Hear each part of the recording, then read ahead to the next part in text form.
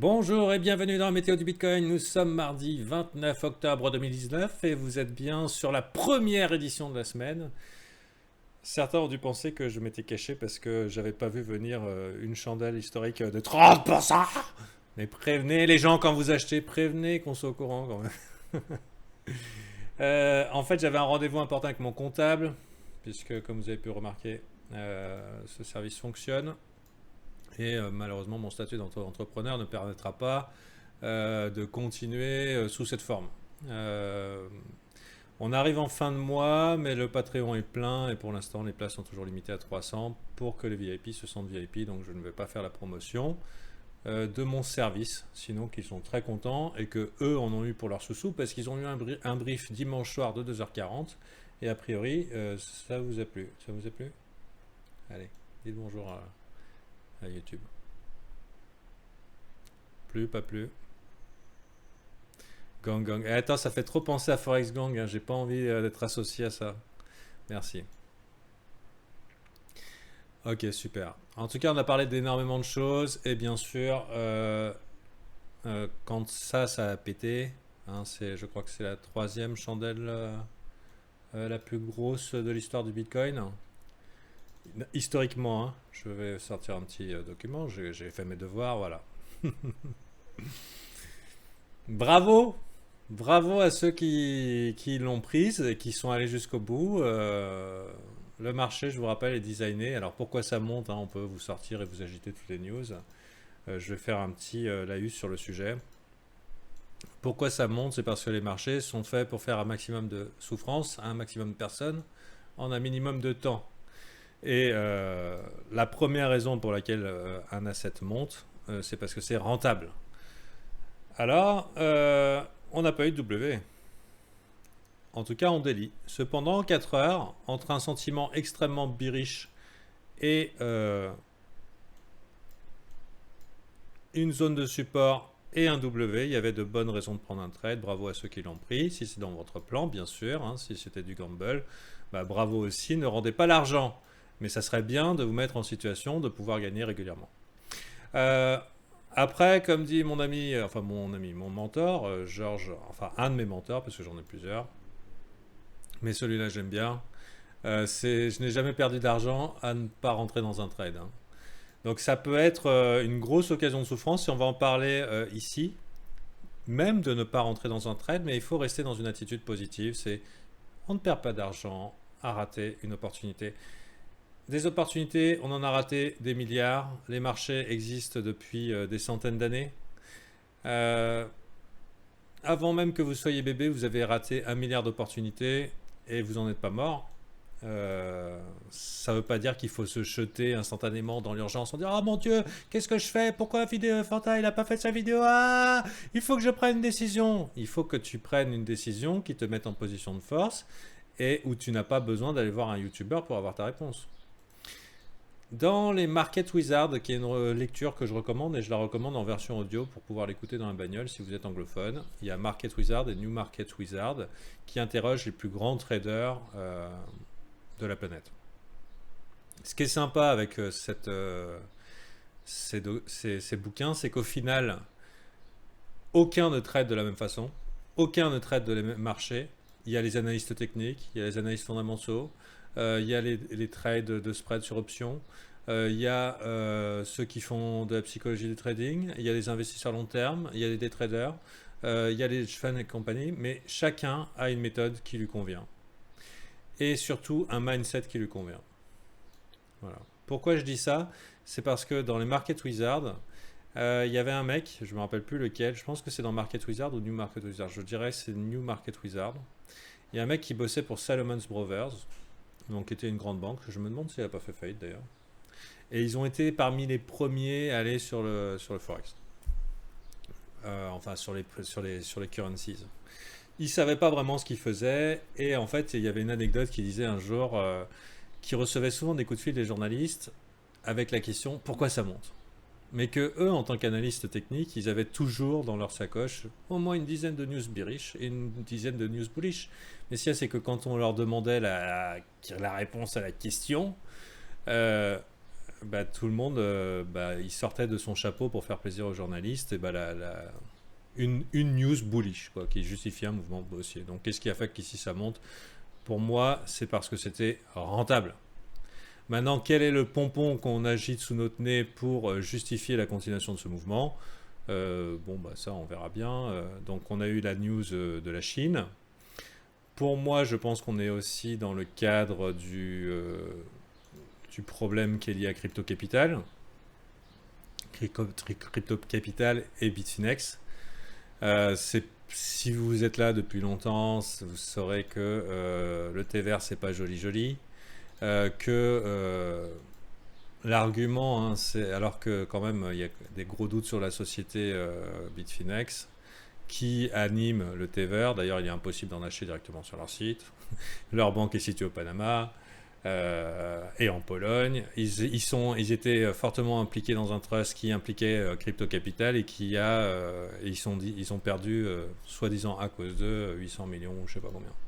Donc on s'est retrouvé que le Tether était backé à plus qu'à 75%. Ils ont fait Léo pour récupérer cet argent. D'ailleurs, en ce moment, il commence à y avoir des problèmes avec Léo. Bon, toujours est-il que ces mecs de Crypto Capital, ça y est, ils se sont fait arrêter sous les verrous.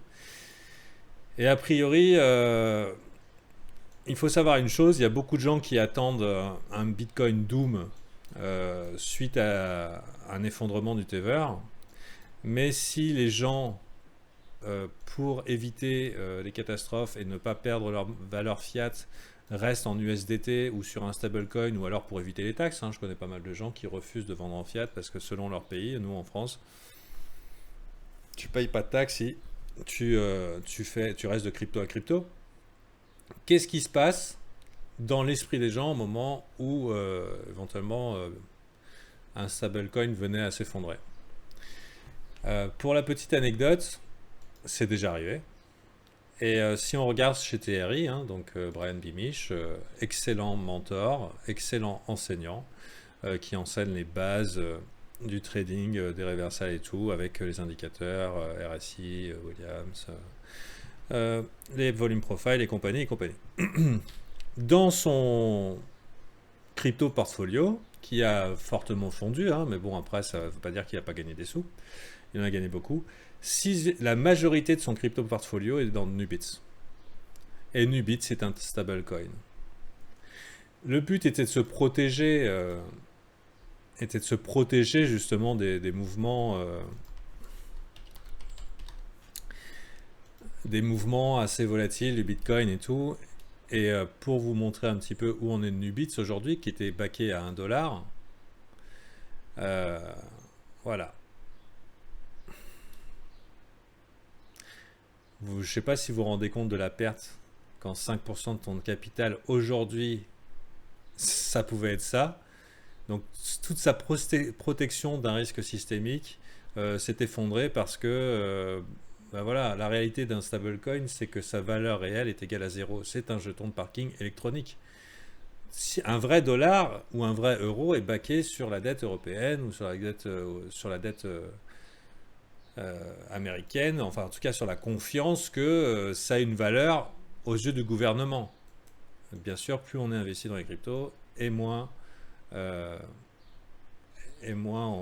se rend compte, enfin et plus on se rend compte que l'argent papier est une promesse de polichinelle. Cependant, vous remarquerez qu'aujourd'hui je vais vous donner pas mal de valeurs pour m'excuser de ne pas avoir été là à cause de cette histoire de rendez-vous comptable, et puis pour finalement en donner pour votre attention.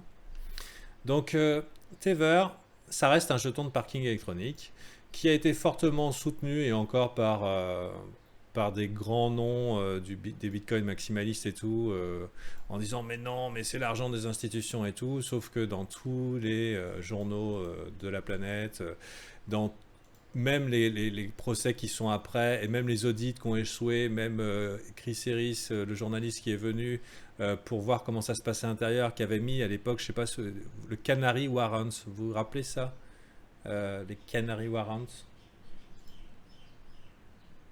Les Canary Warrants, ce qu'il y a, c'est que toi, d'Arcadian, vu que tu es VIP, ce genre de qualité, tu l'auras tous les jours.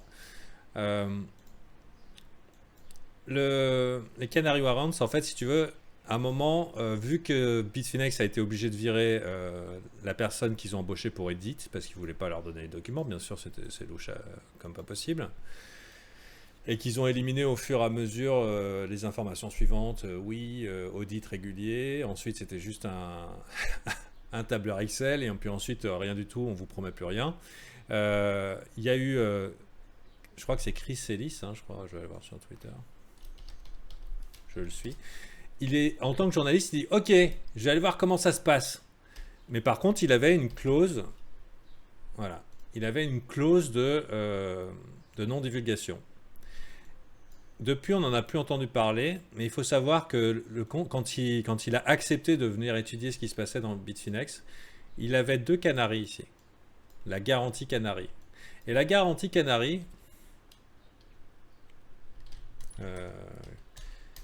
c'est un peu comme le coup de grisou dans les mines. C'est que quand il commence à crever, c'est que ça va pas bien. Warrant Canary. Et globalement, il en a mis 2, je sais pas pourquoi ça correspondait. J'imagine par rapport à 2 méthodes de communication. Voilà.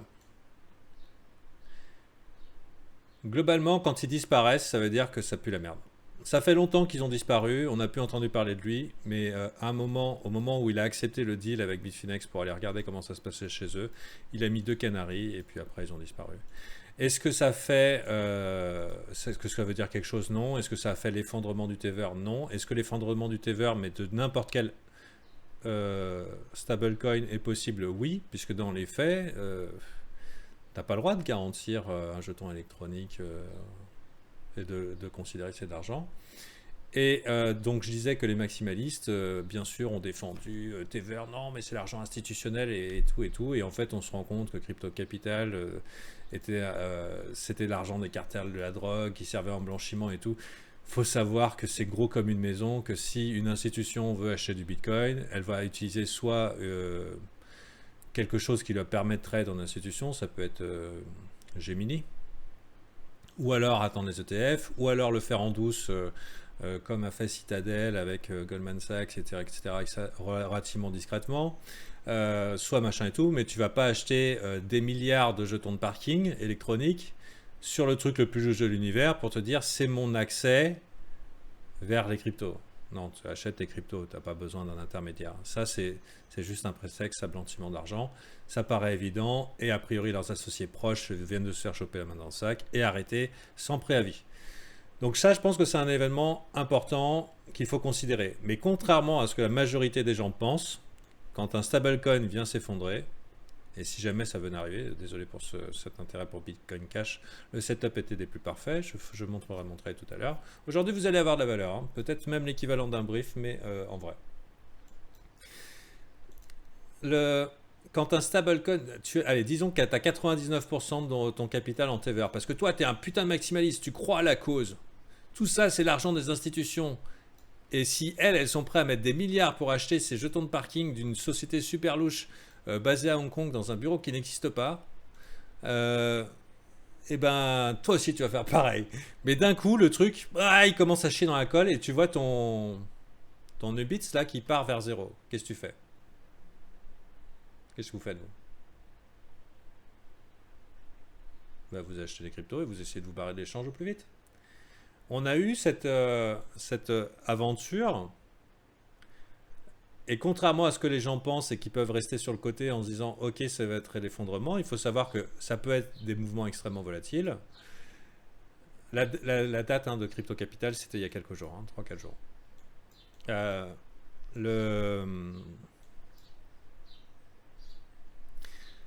La dernière fois qu'on a eu ce genre de mouvement, c'est ici. Alors, 14 novembre 2017, c'est passé sur Litecoin. Pourquoi Litecoin? Quand le Bitcoin était engorgé comme pas possible. Bien sûr, il y avait les signaux techniques, on a eu les double bottoms. Probablement que ça a été organisé. Il y a des gens qui ont fait leur blé sur la FUD autour du Tether. Comme par hasard, c'était la sortie des stablecoins de Gemini, la sortie du stablecoin de Poloniex. Je crois rien. Pour l'instant, je donne des opinions d'Yagenshine et comme dit Brian, les opinions, tout le monde en a un, c'est comme les trous du cul. Aujourd'hui, si les cryptos vous intéressent et que vous voulez avoir une opinion qui soit différente de ce qu'on vous agite comme pompon tous les jours en disant bah, c'est la Chine, ah, bullish. Ok, la preuve est que la Chine vient d'annoncer son propre coin. Hein, ils n'ont pas dit c'est bon pour acheter n'importe quoi. Donc quelques jours après. Donc c'est une news bullish comme parmi une centaine de news bullish. Et je vous dirais que si on s'intéresse un minimum au Bitcoin, le Bitcoin est bullish long terme. On a des milliards de news bullish qui sont en rapport avec le Bitcoin. Non, la capitalisation de TVA n'a pas bougé pour autant. Alors ici, la date. Bon, vous remarquerez, hein, Weekly W, c'est exactement ce qu'on cherche. Étrangement, vous remarquerez aussi qu'ils sont en train de se former sur les alts. À mon avis, pas d'urgence, mais c'est pertinent. Et Tetherfed, ici à peu près 13 novembre 2017. Donc maintenant, on va regarder un petit peu USDT. Qu'est-ce qui s'est passé sur Kraken? Vous voyez ça? Bien sûr, la FUD autour du Tether traînait depuis une éternité. Et d'un coup, tu as le truc qui est en train de se casser la gueule, qui a probablement été provoqué volontairement. Est-ce qu'il y a moyen de le voir? Oh putain, à cause de cette mèche là, ils font chier Kraken. Leur mèche à la con. Hop.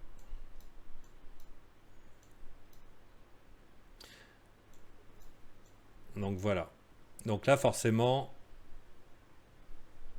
c'est la grande panique, ça y est, c'est la fin, etc., etc. Et on est dans la période où, pour retirer ses sous, vu que c'était impossible d'avoir les virements, vous pourrez constater sur les Reddit de Bitfinex que les gens se plaignaient, qu'ils envoyaient des supports, ils n'avaient pas leur... à chaque fois, il y avait des grands maximalistes, des gens de confiance qui disaient « Ah non, non, mais moi j'ai pu retirer 100 millions d'euros ».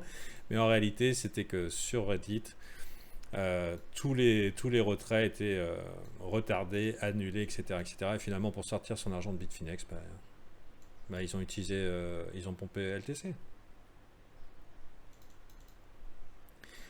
Donc tout ça, c'est de l'histoire. Et je vais vous dire une chose, on est dans un marché irrégulier, on est au Far West. C'est légal. C'est légal de faire de la FUD sur du Tether, c'est légal d'imprimer des jetons électroniques à 1 dollar par milliard, c'est légal de pomper les marchés avec, c'est légal de vous faire croire du jour au lendemain que ça va foncer à zéro, c'est légal de prendre un coin au pif et d'y mettre et d'y injecter des milliards, etc., etc. C'est légal de faire courir les gens après, de leur short avec davantage de jetons électroniques. On vit dans ce genre d'environnement. Après, moi, en tant que témoin, je vous débusque un peu les trucs et je vous dirais que c'est cool les Weekly W. Et que finalement, on s'en fout, hein, la raison pour le pompon qu'on va vous agiter. Bon, maintenant, revenons à nos moutons. Le délit d'initié est légal, No Mice. En tout cas en crypto. Tant que ces mecs-là, ils sont pas sous les verrous, qui va les en empêcher? Et je vais vous dire une chose, que tout ce qu'on vit là, si vous lisez les mémoires des stock opérateurs de Jesse Livermore, tout ce qu'on vit là, c'est arrivé dans les années 20, à son époque, où le milieu n'était pas régulé. Et c'est quand Edgar Hoover et qu'il y a les gens qui sont tous jetés par la fenêtre, et que la moitié des habitants de New York étaient partis faire du camping à Central Park parce qu'ils étaient ruinés, qu'ils ont commencé à se rendre compte qu'ils ne pouvaient pas ignorer quand les petits porteurs se faisaient baiser la gueule, bon bien sûr bien trop tard, et ils ont commencé à réguler les marchés. Mais toutes ces techniques, ces méthodes à 2 balles et vraiment dégueulasses et tout, existaient noir sur blanc dans les mémoires des stock opérateurs que je vous conseille, réminiscence d'un stock opérateur, que je vous conseille fortement pour votre culture générale, et ça a été traduit en français sous le nom Les mémoires d'un spéculateur. Mais ici, on revit l'histoire. On revit l'histoire et c'est fabuleux. Et on s'emmerde jamais. Maintenant, ce qu'il faut, c'est être capable de revenir demain. Donc, gestion du risque.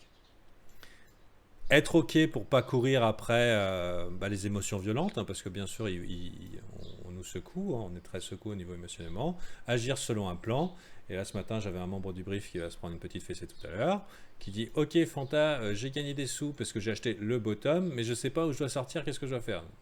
Je dis, le marché est imprévisible, les acteurs de ce marché sont relativement imprévisibles, et toi, la seule chose que tu as de contrôler dans ce métier, c'est ce que tu vas faire toi, et tu ne le sais même pas. Hein, monsieur? D'accord? Super, c'est pas la première fois qu'il se prend des fessées aujourd'hui, je l'épargne un peu. Donc, je dis ça pour son bien, bien sûr.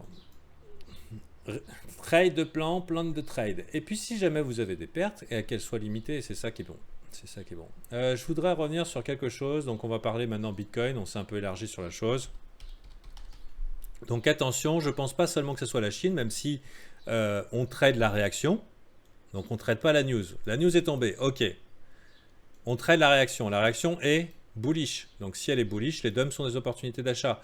OK, on a des signaux long terme baissiers, mais dans la mesure où on vient de péter un swing high ici, eh ben, on considère que les dumps sont des opportunités d'achat. Et que finalement, on se retrouve coincé entre deux zones extrêmement importantes. Donc là, on revient à l'analyse technique. Cette zone ici. Vous remarquerez aussi comme on est revenu taguer week off alors qu'il nous a fait style, on ne reviendra jamais, mais si. Donc cette zone ici où il y a tous les hodlers des 6 derniers mois qui ont peut-être une chance de sortir, ils ont eu cette chance-là mais peut-être pas. Maintenant si le prix vient à courir comme ça, ils auront tendance à larguer avant que ça soit trop tard. Et il y a de l'autre côté, il y a la plupart de ceux qui ont vendu ici qui sont en PLS, parce qu'ils veulent que ça remonte. Ils disent, oh putain mais on nous avait promis Bitcoin à 6000.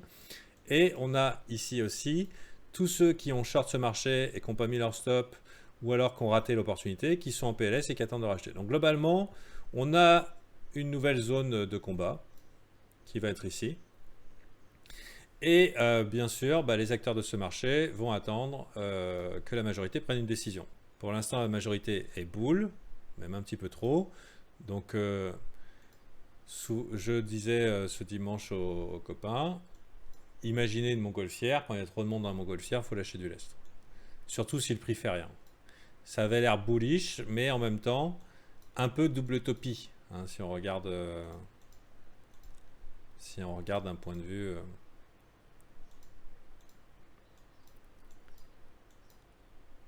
Orly. Le momentum est bullish lui. Au niveau ici de l'algo de Thierry, il dit rien, donc on est neutre, sans anonymosité. En 4 heures, neutre également. Donc un peu, c'est la bataille a eu, chandelle historique 30% de move. Et d'un coup, tout le monde qui arrive à la bataille a dit qu'est-ce que je fais? Qu'est-ce que je fais? Oh là là, new chinois, machin et tout. En fait, pour l'instant, on est dans un dépêchez-nous de rien faire. Donc c'est pour ça aussi que j'étais pas pressé pour sortir cette vidéo. Puisqu'en fait, on avait besoin d'informations. C'est que maintenant, la zone de combat, ok, qu'est-ce qui se passe? Si la majorité veut longue, elle se fera baiser.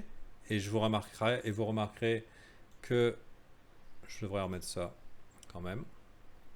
Point de contrôle ici qui fonctionne comme un aimant.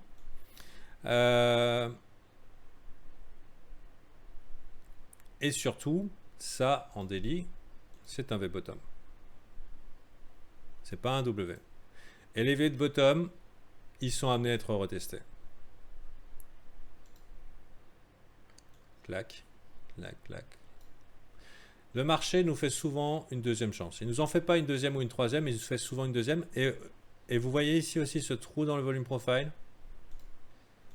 Ça veut dire qu'on risque d'être coincé dans cette zone plutôt pas mal de temps avant de décider où on va aller. Je ne sais pas si ça va être le cas, mais c'est probable. Ce trou-là, on est coincé dedans. Et ce qui fait complètement sens entre ceux qui ont manqué l'opportunité et ceux qui ont la chance de s'en aller. Mais je dirais quand même que c'est bullish. Après, on pourrait très bien se faire un hiver qui fait rien, une petite saison des altes. Et ensuite, on fera une continuation sur un halving. Bien sûr, si on a une petite saison des altes, ça devrait rattirer du public. Et je disais aussi, qui sont les nouveaux acheteurs sur ce marché en fait? Ça aussi, je vous le dis souvent. Ok, d'accord, On a tout le monde et sa maman qui achètent du Bitcoin ici, mais maintenant il nous faut des nouveaux acheteurs pour acheter les bacs plus haut. Et ben quand on fait une chandelle de 30% historique, je pense que ça attire relativement l'attention. Donc on a potentiellement des nouveaux acheteurs qui vont arriver dans ce marché, plus les coins chinois qui se mettent en position de force. Je voudrais aussi me vanter un petit peu et vous partager mon lien de référal sur FTX que je suis en train de découvrir un petit peu ce matin. Pourquoi me vanter? Parce que je suis particulièrement bull sur BCH pour plusieurs raisons. Déjà parce qu'il est détesté par tout le monde et j'aime pas être dans le même train que la majorité. Parce qu'il nous a fait un petit bottom qui n'est pas propre, du tout. Hein. Vous voyez ici, c'est pas un W, c'est un V top, un V bottom. Donc il y a de fortes chances de pouvoir revenir ici, pas de raison de chasser. Le move pour moi est déjà fait. Sans compter qu'en early, nous on a notre stratégie qui s'est déployée comme sur du papier à musique. La target est ici, et après on verra ce que fait le public. Pourquoi ça m'intéresse? C'est parce que c'est un coin chinois. Donc tous les yeux sont rivés sur EOS, ok, d'accord. Il y a Neo qui a tracé la route, ok.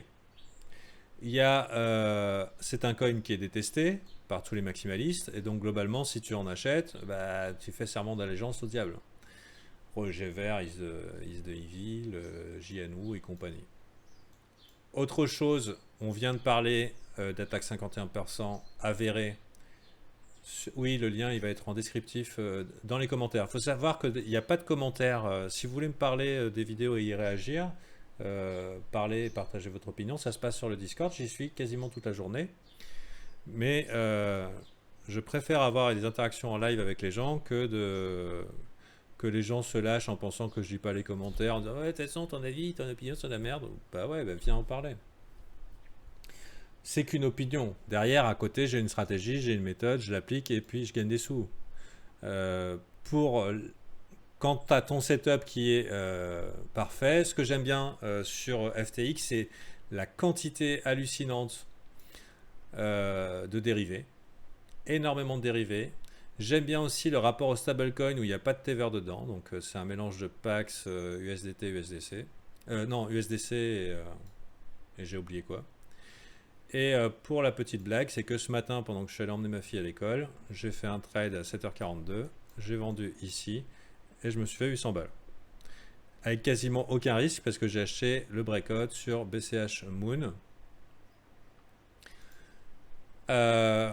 Il fallait que le trade chute de 10% pour faire, donc j'ai acheté là, j'ai vendu là, sans gourmandise, take de money on run, et voilà.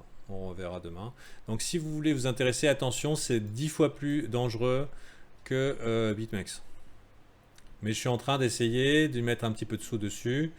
Donc voilà. Je suis en train d'essayer de mettre un petit peu de sous. Donc mon lien de référal. Pareil, je ne cache pas mon nom. Hein. Mon entreprise est déclarée. Vous savez qui je suis. Je m'en fous, quoi. Clac clac. Donc vous aurez des discounts sur les fees, c'est plutôt pas mal. Et le lien sera en commentaire de la vidéo. Il n'y a que moi qui ai le droit de commenter. Et du coup vous aurez votre bonus de 5%. Et je pense que ça vaut le coup de les surveiller. Pourquoi ça vaut le coup de surveiller FTT?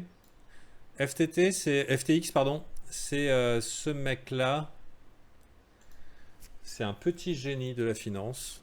C'est Bankman Fried. D'ailleurs, c'est un drôle de nom. C'était un nom qui était. Le mec qui s'appelle Bankman quand même. Le lien dans Discord, oui, bien sûr. Attention, c'est pas parce que j'ai gagné là que c'est facile. D'accord? Je te mets dans Discord. Clac. Et pour ceux qui le veulent, je mets aussi dans discussion crypto ici. J'ai mis dans les messages épinglés discussion crypto de notre Discord également. Donc je l'aime bien, pourquoi? Parce que déjà il y a des altes intéressantes, il y a beaucoup de dérivés. Au niveau des fees, c'est parfois moins avantageux que BitMEX, puisqu'en fait on paye l'aller-retour, il n'y a pas d'histoire de maker et taker. Ce que j'aime bien, c'est que vu que c'est des combinaisons, des baskets, enfin des tas de coins ensemble et que la corrélation est relativement forte, j'avais déjà des critères, moi, pour mes trades, mes altcoins, de corrélation sous la forme suivante. J'ai pas fini mon argumentaire en vue de BCH, mais c'est comme ça, j'improvise, donc vous verrez bien. Aujourd'hui, vous aurez un complet. Si un jour vous vous dites putain, ce qu'il fait c'est bien et que vous trouvez que la météo ça vous suffit pas, ça se passe au VIP quand il y a de la place pour venir. BTC Trade Matrix, le plus récent. Je considère déjà dans le modèle que j'utilise. Tiens, on va regarder un peu les spreads là. Ah. C'est un peu V-bottomie. Bon, on est repassé du côté Contango. Mais bon, on s'en fout. En tout cas, c'est V-bottomie. Hein. S'il y a une chance qu'on ait une deuxième chance. Et ici, pour les alts, j'essaye d'avoir un visuel sur 3 types d'alts. Celles qui sont complètement shitcoin et celles qui sont correctes. Et avec ça, on arrive à faire des choses. La bonne nouvelle, et sur lesquelles, de temps en temps, je rajoute un petit indicateur que j'aime bien. Moi, c'est le RSI. Vous savez, je suis un grand fan du RSI pour identifier les tendances. Là, une tendance relativement bottomie sur la chose. Et puis, je regarde versus BTC, mais aussi versus USD parce que j'en ai la possibilité. Et donc, c'est super cool. Parce que je veux des assets qui soient forts contre le BTC, si jamais il chie dans le lit, et forts contre l'USD.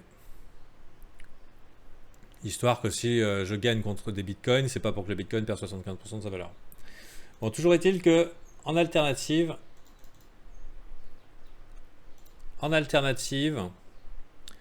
je te montrerai pour l'attaque 51% sur BCH. Et pourquoi pour moi c'est bullish.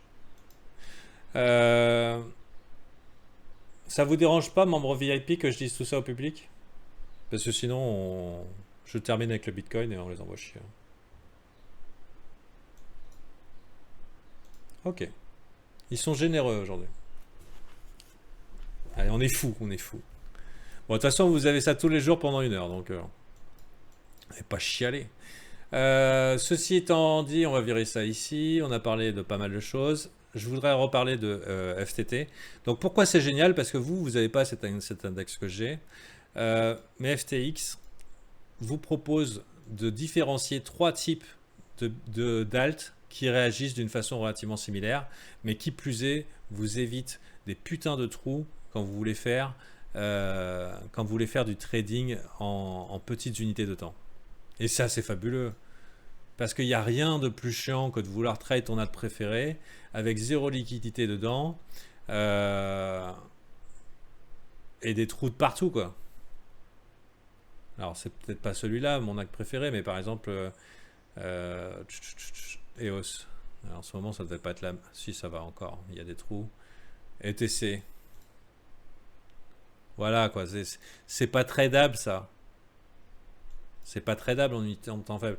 Alors que du coup, avec FTT, tu peux soit ne pas trade dessus, et surtout si tu sais pas ce que tu fais, il vaut mieux, parce que c'est le casino 3.0. Soit tu peux pas trade dessus, mais tu peux faire tes analyses. À noter que tes analyses, tu peux les faire avec autant d'indicateurs que tu veux, sans limitation. D'accord. Ce que beaucoup de gens ne peuvent pas faire sur TradingView, mais attention, il faut faire des réglages par asset.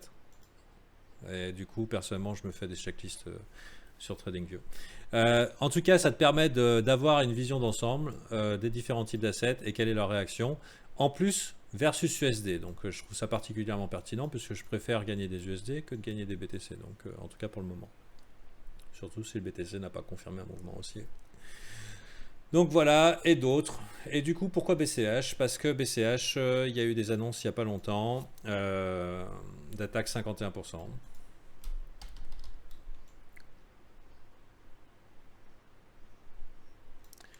On va aller sur Reddit, dans le Reddit de BCH, qui est RBTC, hein, bien sûr, hein, usurpation. Ils font pas semblant. Popular. Alors, il se trouve que c'est pas vraiment vrai qu'il y a une attaque 51%. Hot. Mais putain, BTC.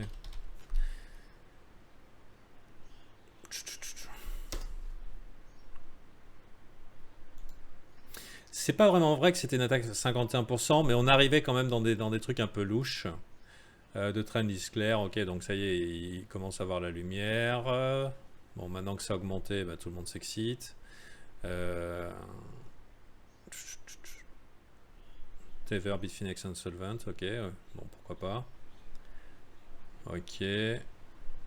Ah, voilà. Non. Bon, bien sûr, vu que ça vient de prendre des sous, ça vient de monter.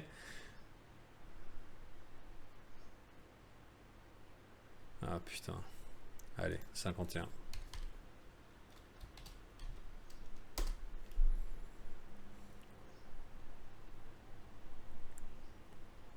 Merci. Merci. Ah là là, qu'est-ce que vous êtes bon. En plus, Cryptost, hein, je recommande chaudement. Il y a un lien vers leur chaîne YouTube directement dans leur, sur la mienne. Je précise, YouTube, clac. Donc ça, c'est Rational Investor, le mentor. Et la mienne de chaîne, c'est celle-là. Votre chaîne, merci. Et parmi mes références que j'ai mis à jour aujourd'hui, donc ça, c'est mes mentors. Bitcoin Trading Challenge, j'ai lu tous ces bouquins. Je suis sur Discord, c'est très très important. Trade Pro Academy, super important pour l'order flow aussi, mais davantage orienté futures. Ça, c'est de la psychologie, c'est fabuleux. Très important ici pour apprendre comment ils pensent les traders pro. Et crypto, ce que j'ai mis en bas, parce que moi, je m'occupe d'apprendre aux gens à mettre des méthodes pro, à faire leur analyse, leur psychologie, leur maîtrise du risque. Donc finalement, à revenir tous les jours et gagner un petit peu d'argent tous les jours. Mais je vais pas apprendre à des gens qui n'y connaissent rien en crypto à foncer dans la crypto en disant ah putain comment j'achète mes premiers bitcoins. Je vais pas t'apprendre à venir te faire laminer.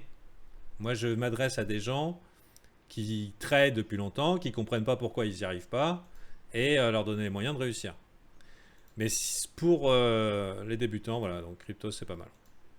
Il y a tous les tutos de base. Pourquoi j'ai parlé de ça? J'en ai aucune idée. Pourquoi j'ai parlé de ça? Parce qu'on a vu Cryptost faire la news. Donc, il y a eu un problème. 51%. Le problème dans ces cas-là, c'est que c'est souvent des guerres de hash rate. D'accord. Donc, première information. Guerre de hash rate. Et que généralement, quand on commence à avoir des cas de 51%, ça peut faire plusieurs choses. L'accélération du halving. Et c'est probablement le but obtenu. Il faut savoir que si on considère le top du Bitcoin, enfin du Litecoin de cet été et le bottom qu'il a posé, on est à peu près dans la distance qui nous sépare du halving du Bitcoin Cash qui aura lieu avant celui du Bitcoin. En sachant qu'on parle d'attaque 51%, ça veut dire qu'on est au coût de production.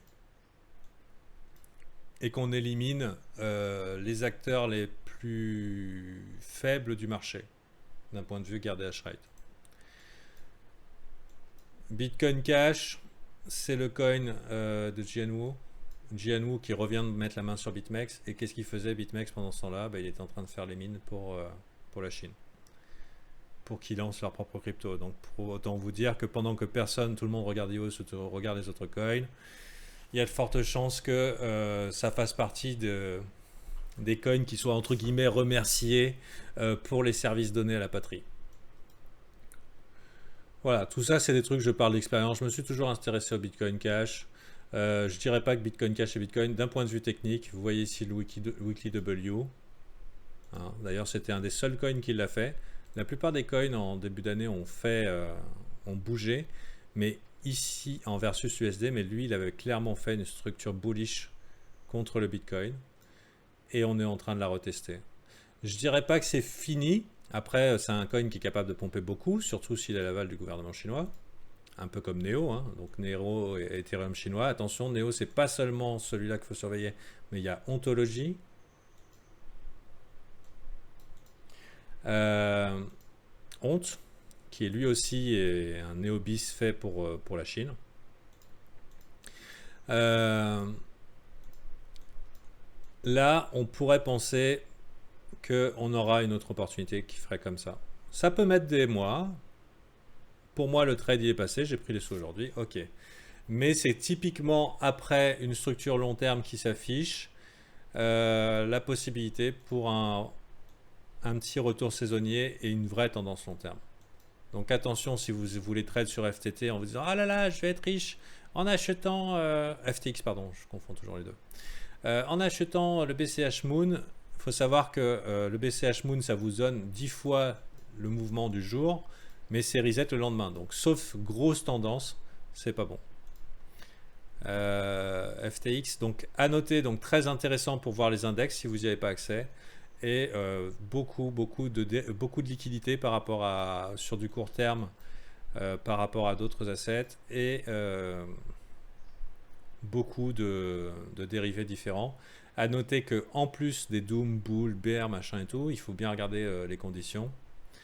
Vous avez la possibilité d'avoir les hedges, ce qui est pas mal en plus, ce qui est pas mal du tout.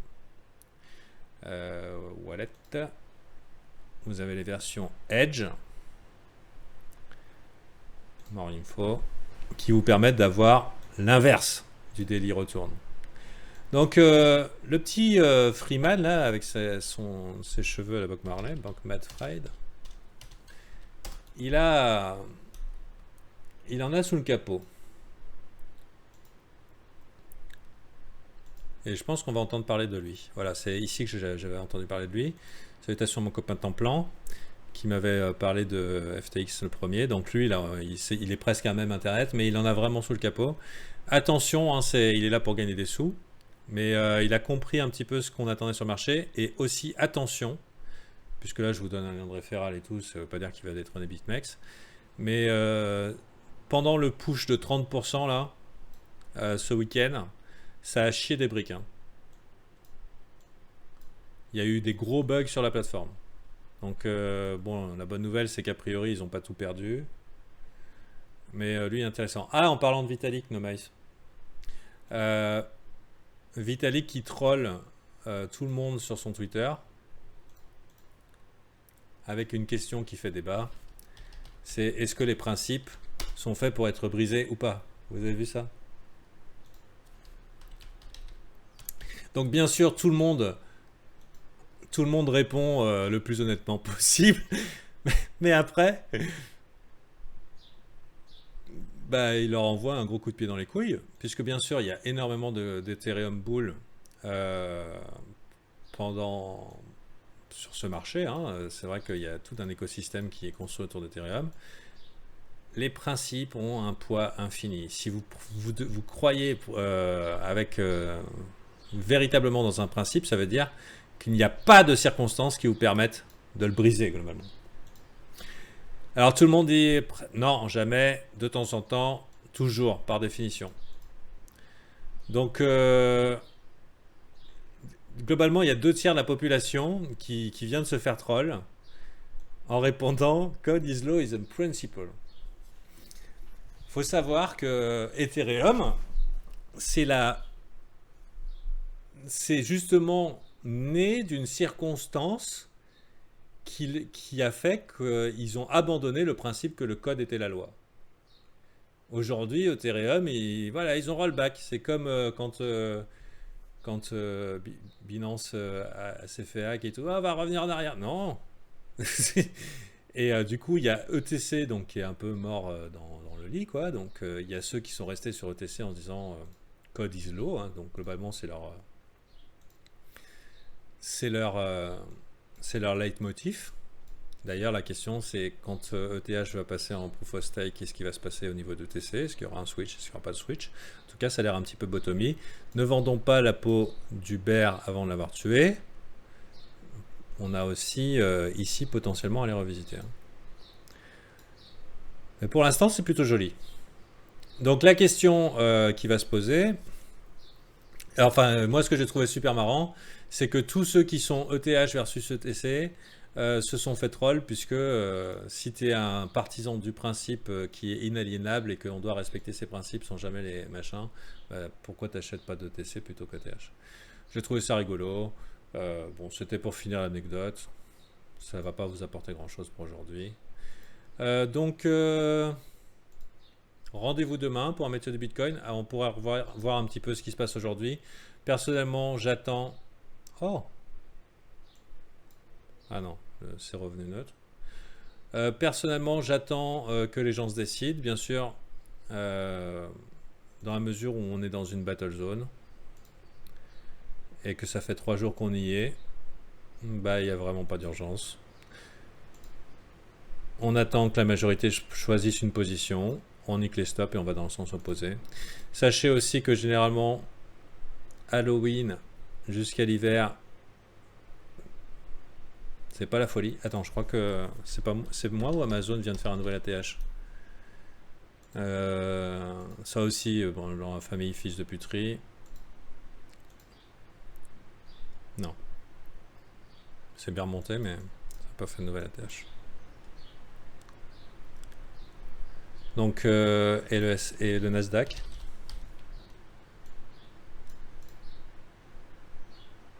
Non. Non, c'est encore fight. Fight.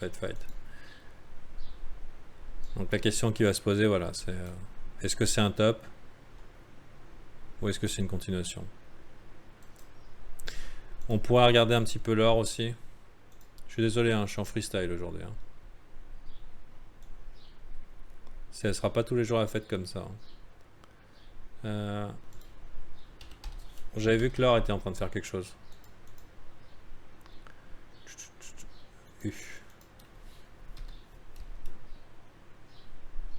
Ouais, c'est ça. C'est monté pile quand la news des pertes à machiner. Donc là, pour l'or, on arrive du côté de cette trendline bearish. Je pense qu'on peut mettre bien sagement une alerte ici en se disant, ok, si on revient taper ici, c'est la fin pour les bears. Et on continue ce mouvement haussier. En attendant, malheureusement, quand le signal a été donné, c'était par ici, donc au mois de juin. Le public est arrivé par ici, forcément, ils sont en train de se manger les mains. Donc à voir. Moi, j'aurais bien tiré un petit peu sur le flambi, un peu comme on vient de faire sur Bitcoin. Tirer sur le flambi, confirmer le tag ici, tiens. Le tag ici, et ensuite repartir. En parlant de tirage de flambi, pour finir sur le Bitcoin, pourquoi je suis bullish dans la mesure où il y a beaucoup de gens qui sont en train de se mordre les doigts de ne pas avoir pris ça. Donc on pourrait totalement, et ça je vais terminer là-dessus, on pourrait totalement revenir recharger les shorts ici. C'est pas du tout irréaliste. Donc sur un mouvement haussier, en faisant courir après tous ceux qui se disent ah là là, bol, et pourquoi pas. Autre étape importante et grosse zone de résistance, ça va être celle-là. Et on est déjà venu à taquiner. Donc d'ailleurs, vous pouvez le mettre dans votre journal.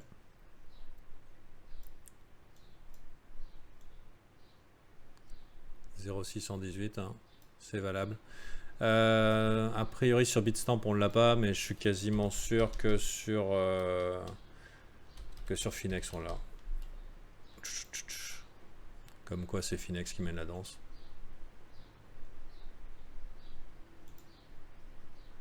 Voilà. C'est eux qui mènent la danse. Et donc Killer Entry. Hein. Super entrée là. Fabuleux. Tellement pas grand chose à connaître pour gagner sur ce marché. Et ensuite, on a ici là le tag. Et pourquoi pas venir un petit peu faire peur aux gens, revenir bien sagement ici dans la zone de rechargement et voir si on fait un W ou pas. Voilà. Donc soit on continue, soit on monte. Pour l'instant c'est hurry up and do nothing, hein, c'est-à-dire on fait rien. On se dépêche de rien faire, on attend un peu. Il y a vraiment aucune information là qui nous est donnée. Et même si ça monte et même si ça descend, je suis complètement ok à regarder sur le bas-côté et à attirer mon attention. Sur BCH, ouais donc j'ai dit, hein, 51% probable bottom, techniquement Weekly W versus BTC, retour dans la zone de rechargement. Bitmain qui mange dans la main de gouvernements chinois qui leur ont construit leur mine pour leur crypto et qui viennent d'annoncer aujourd'hui. le coin le plus détesté, donc forcément, si jamais les gens doivent se mettre à l'aimer, contrairement à XRP, ils vont commencer à l'aimer par ici, hein. C'est le sentiment, la confiance suit le prix. Donc, il y a des choses à faire, mais je ne serais pas contre une deuxième chance. Parce que ça y ressemble, mais c'est pas un W. Vous voyez, on a fait un plus bas creux. Donc on a encore une chance aussi haut qu'on vienne faire là de faire ça. Et ça sera peut-être le moment d'acheter The Bottom of BCH pour un halving qui aura lieu quelques mois avant le Bitcoin. Ça aussi c'est une information très intéressante. Et autre chose pour le BTC, qu'est-ce que je voulais dire ?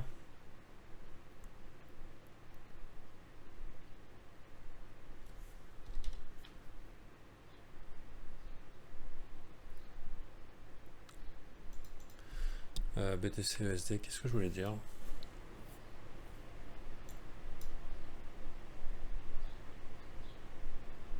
Ah oui, Halloween, attention.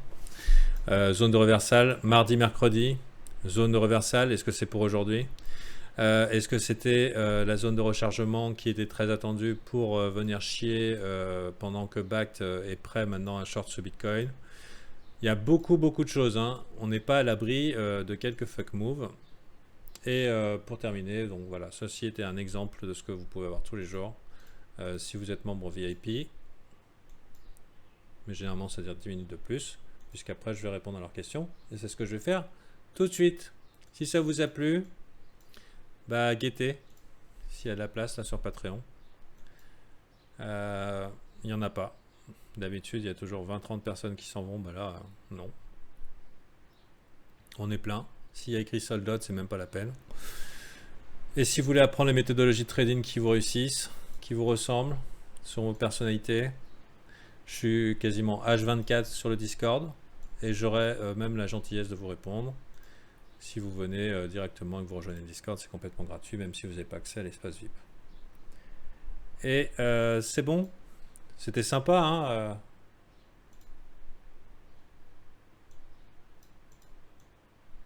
Ok, merci.